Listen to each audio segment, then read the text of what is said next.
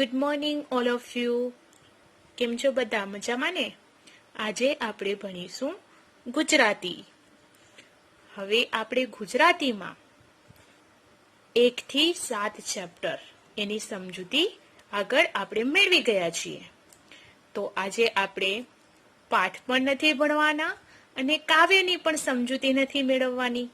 આજે આપણે કંઈક નવું કરવાના છીએ. તો જેટલા પણ ચેપ્ટર ચલાયા એનામાંથી આપણે આજે 1 અને 2 એ ચેપ્ટરનું પ્રશ્નોનું રિવિઝન કરવાના છીએ. તો તૈયાર છો ને બાળકો? એ આન્સરને એટલે કે ઉત્તરોને યાદ રાખવા માટે તમારા માઇન્ડમાં ફિટ કરવાના છે. હા, તો ચલો આપણે જઈએ ચેપ્ટર નંબર 1 ચબૂતરો. એના વિશે આપણે પ્રશ્નોની સમજૂતી મેળવીએ, રિવિઝન કરીએ. હવે ચબૂતરો એ ચિત્રપાઠ છે. આ આખું ચબૂતરાનું ચિત્ર આપેલું છે અને એના ઉપરથી કેટલાક પ્રશ્નો છે. તો એ આપણે જોઈએ. પ્રશ્ન નંબર 1, ચબૂતરો કોના માટે બાંધવામાં આવ્યો હશે? મિત્રો, તમને સૌને ખ્યાલ જ છે કે ચબૂતરો છે એ પંખીઓ માટે બાંધવામાં આવ્યો હશે. બીજું, ચબૂતરામાં શું નાખવામાં આવે છે? તો ચબૂતરામાં ચણ નાખવામાં આવે છે અથવા તો દાણા નાખવામાં આવે છે. ત્રીજું, ચબૂતરા પર છત શા માટે હોય છે? તો ઠંડી, ગરમી અને વરસાદમાં પંખીઓને રક્ષણ મળે એ માટે ચબૂતરા ઉપર છત નાખવામાં આવે છે અથવા તો છત હોય છે. ચોથું, પંખીને પાણી પીવા માટે શી વ્યવસ્થા છે? એટલે ચબૂતરો તો છે પણ ચબૂતરાની ઉપર પંખીને પાણી પીવા માટે કંઈક તો વ્યવસ્થા હશે ને. તો શેની વ્યવસ્થા હોય છે? તો પંખીને પાણી પીવા માટે ઠીબ લટકાવી છે. આપણે કુંડું કહીએ ને, ઠીબ. પાંચમું, નિસરણીનો શો ઉપયોગ થતો હશે? તો આપણે કહીએ ને લપસણી, બરાબર, નિસરણી ચડવા માટે ને ઉતરવા માટે જે ચબૂતરામાં જોવા મળે. જો આ પિક્ચરમાં પણ દેખાય છે ચબૂતરામાં, આ છે એ લપસણી કહેવાય એને, બરાબર, અથવા તો નિસરણી કહેવાય. તો એ નિસરણીનો ઉપયોગ લોકો દ્વારા પંખીઓને ચબૂતરામાં ચણ અથવા તો દાણા નાખવા માટે થતો હશે. છઠ્ઠો, ચિત્રમાં કયા કયા પ્રાણીઓ નજરે પડે છે, જોવા મળે છે? તો ચિત્રમાં કૂતરો, બકરી, ગાયો અને માણસ જોવા મળે છે. હવે અહીંયા ક્વેશ્ચન નંબર 2, ચબૂતરા વિશે 5 વાક્યો લખવાના છે. તો તમે ધારો તો 5 થી વધારે પણ તમે લખી શકો છો. અહીંયા આપ્યા છે 5.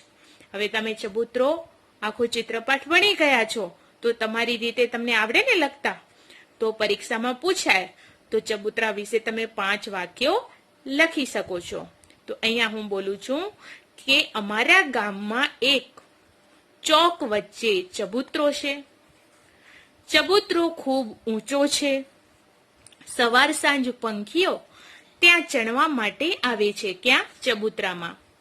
ચબૂતરે લટકતી ઠીબ એટલે કે કુંડામાંથી પંખીઓ પાણી પીવે છે. ચબૂતરામાં લોકો ચણ નાખે છે એટલે કે દાણા નાખે છે. હવે છે ત્રીજું, નીચે આપેલું ચિત્ર જોઈ અને તેના વિશે લખવાનું છે. હવે મિત્રો, આ ચિત્ર છે, બરાબર. હવે એ ચિત્ર ઉપરથી આપણને એના વિશે લખવાનું છે. તો આ આખું ચિત્ર છે એ ગામડાની સવારનું દ્રશ્ય છે. એટલે કે ગામડામાં સવારનું દ્રશ્ય આવું હોય, બરાબર.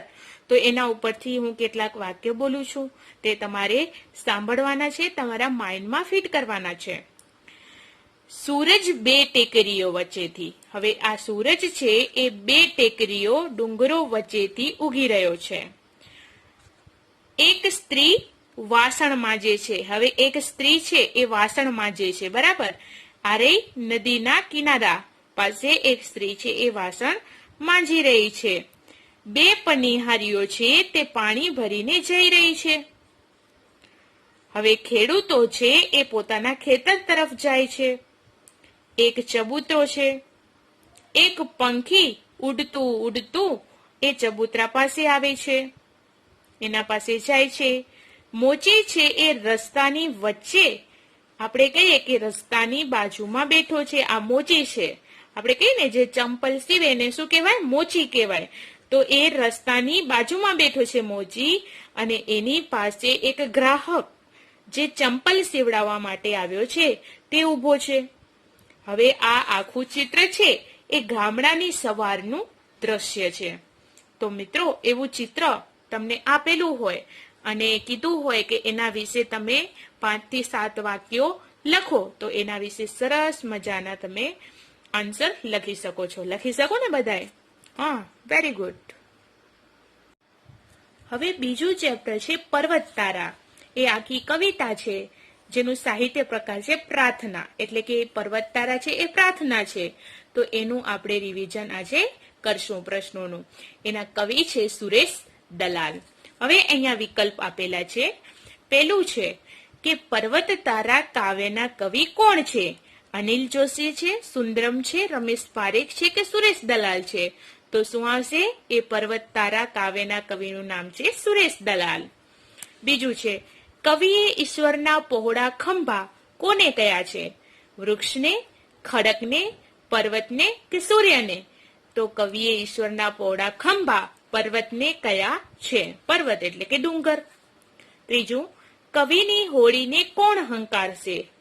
નાવિક, ઈશ્વર, કવિ પોતે કે પવન? તો કવિની હોડીને ઈશ્વર હંકારશે. બીજું છે નીચેના પ્રશ્નના ઉત્તર એક એક વાક્યમાં લખવાના છે. એમાં પહેલું છે કવિ કોને ભગવાનની આંખ ગણે છે? તો કવિ જે સુરેશ દલાલ છે એ સરોવરને ભગવાનની આંખ ગણે છે. બીજું, કવિ પ્રકૃતિમાં કોના દર્શન કરે છે? તો કવિ પ્રકૃતિમાં ઈશ્વર એટલે કે ભગવાનના દર્શન કરે છે. ત્રીજું, કવિ ઈશ્વરને ક્યાં ક્યાં જુએ છે? તો કવિ ઈશ્વરને સર્વત્ર એટલે કે આપણે તો કહીએ કે સર્વત્રનો મતલબ થાય છે ચારે બાજુ જુએ છે. ચોથું, કવિ ઈશ્વરના વિશાળ દિલને કયા સ્વરૂપે જુએ છે? તો કવિ ઈશ્વરના વિશાળ એટલે કે મોટા દિલને દરિયાના સ્વરૂપે જુએ છે. પાંચમું, ઈશ્વર સંતા કુકડી ક્યાં રમી રહ્યો છે? તો ઈશ્વર મેઘધનુષ્યના રંગોમાં સંતા કુકડી રમી રહ્યો છે. છઠ્ઠું, ઈશ્વર કયા સ્વરૂપે સોગાદ આપે છે એટલે કે ભેટ આપે છે?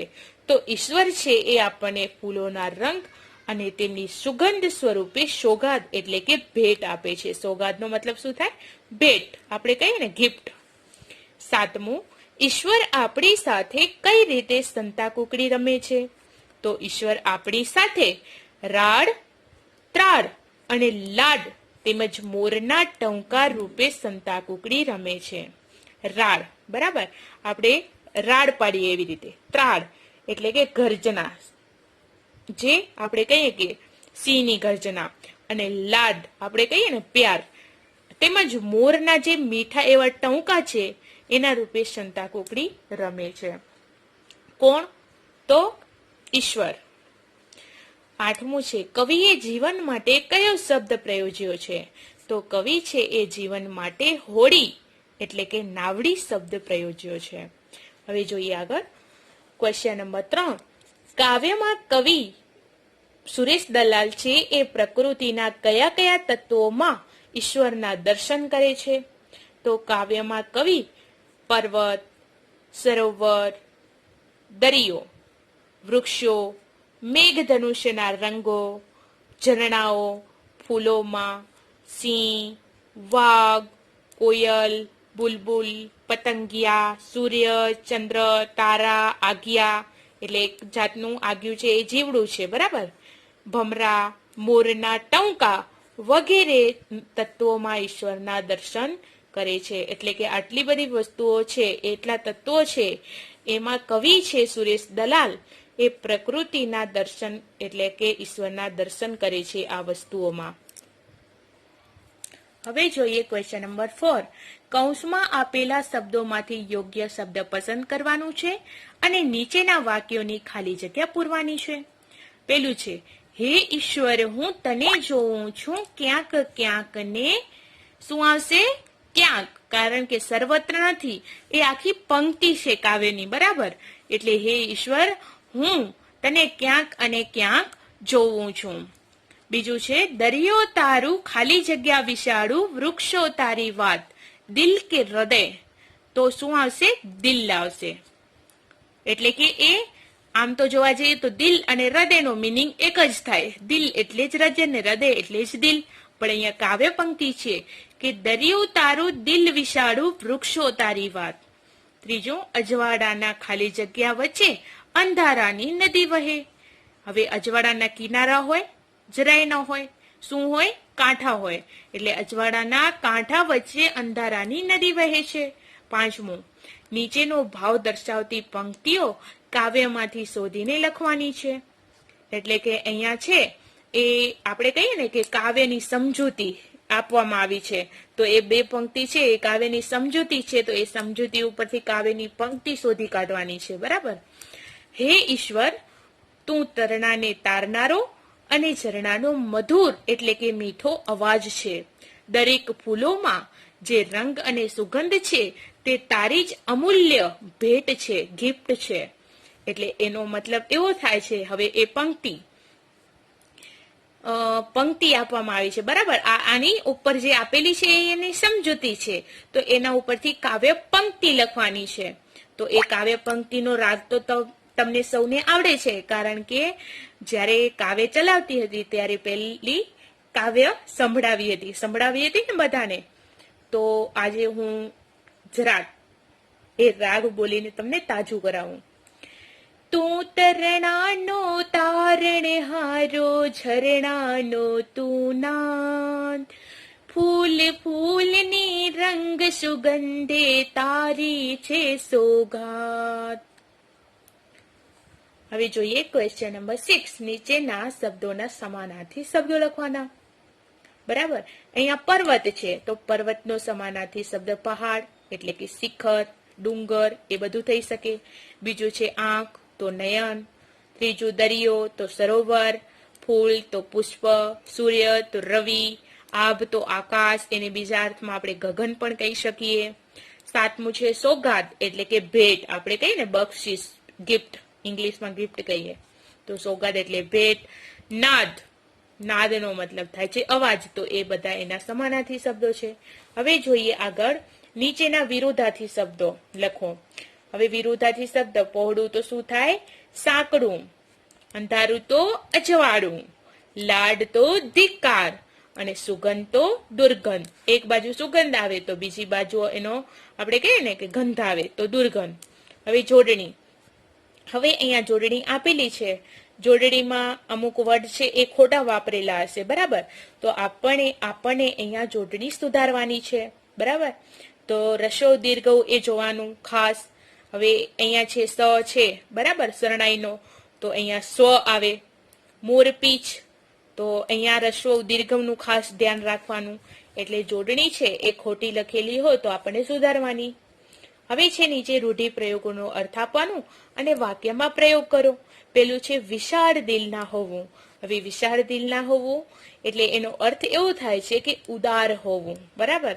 હવે આ વિશાળ દિલના હોવું એના ઉપરથી જ વાક્ય બનશે. આ જે અર્થ આપ્યું છે, બરાબર, એનો અર્થ આપણે લખીએ એના ઉપરથી વાક્ય બને નહીં, નહીતર ખોટું પડે. એટલે હંમેશા જે લખેલું હોય રૂઢિપ્રયોગ એના ઉપરથી જ નીચેનું વાક્ય છે એ શબ્દ દ્વારા જ બને છે. હવે અહીંયા છે વિશાળ દિલના હોવું તો ઉદાર હોવું. વાક્ય બને છે કે સજ્જનો વિશાળ દિલના હોય છે. એ વાક્ય છે એ તમે ગમે તે લખી શકો, તમારી રીતે બીજા શબ્દોમાં પણ લખી શકો, પરંતુ એ ખાસ ધ્યાન રાખવાનું કે જ્યારે તમે વાક્ય લખો છો ત્યારે આ જે રૂઢિપ્રયોગ આપેલું છે એના આધારે જ આ વાક્ય લખવાનું. જે એનો અર્થ છે એ લખ્યું એના આધારે આ વાક્ય લખવાનું નથી. હવે બીજું છે તારણહાર હોવું એટલે કે આધાર હોવો, બરાબર. આપણે કોને આધારિત હોઈએ છીએ? ઈશ્વરને. એટલે કે ઈશ્વર આપણો આધાર છે, બરાબર. એટલે તારણહાર હોવું એટલે આધાર હોવો. હવે વાક્ય છે, હવે વાક્યમાં જોજો, આધાર હોવો એનાથી વાક્ય નથી બનેલું, તારણહાર હોવું એનાથી વાક્ય બનેલું છે. ઈશ્વર એટલે કે ભગવાન સૌનો તારણહાર છે. જોયું ને? તારણહાર હોવો એ વાક્યમાં આવી જાય છે. તારણહાર. આધાર હોવો એનાથી વાક્ય બને નહીં. આ ખોટું પડે. બરાબર, 1 માર્ક્સ કપાઈ જાય. હવે નીચે છે ક્વેશ્ચન નંબર 10. શબ્દકોશની કક્કાવારીના ક્રમમાં ગોઠવો. તો એ ખાસ જોવાનું છે. સ્વર અને વ્યંજન. બરાબર, અ આ ઈ ઉ એ ઐ ઓ ઔ અમ અહ અને ક ખ આપણે કરીએ ને ક ખ ગ ગ, તો એવી રીતે ગોઠવવાનું છે. તો પેલું છે પર્વત, વૃક્ષો, સોગાદ, સિંહ કે ત્રાળ. તો પેલું કયું આવે? તો ત્ર આવે ને, અ આ ઈ માં ત્ર આવે છે ને, એટલે પેલું છે ત્રાળ. પછી કલમ ખટારા પ્રમાણે પતંગનું પ એટલે પર્વત, પછી વાણનું વ તો વૃક્ષો, પછી સિંહ. બરાબર, સિંહ અને સોગાદ. તો એવી રીતે તમે કક્કાવારીના પ્રમાણે ગોઠવી શકો છો. તો અહીંયા આપણે 2 પાઠનું ચિત્રપાઠ, એક ચબૂતરો અને બીજું છે પર્વત તારા એ કવિતા, એ 2 ચેપ્ટર સુધીનું આપણે પ્રશ્નોનું રિવિઝન કર્યું. તો આગળના પ્રશ્નોનું રિવિઝન આપણે આગળના વિડીયોમાં કરીશું. Thank you.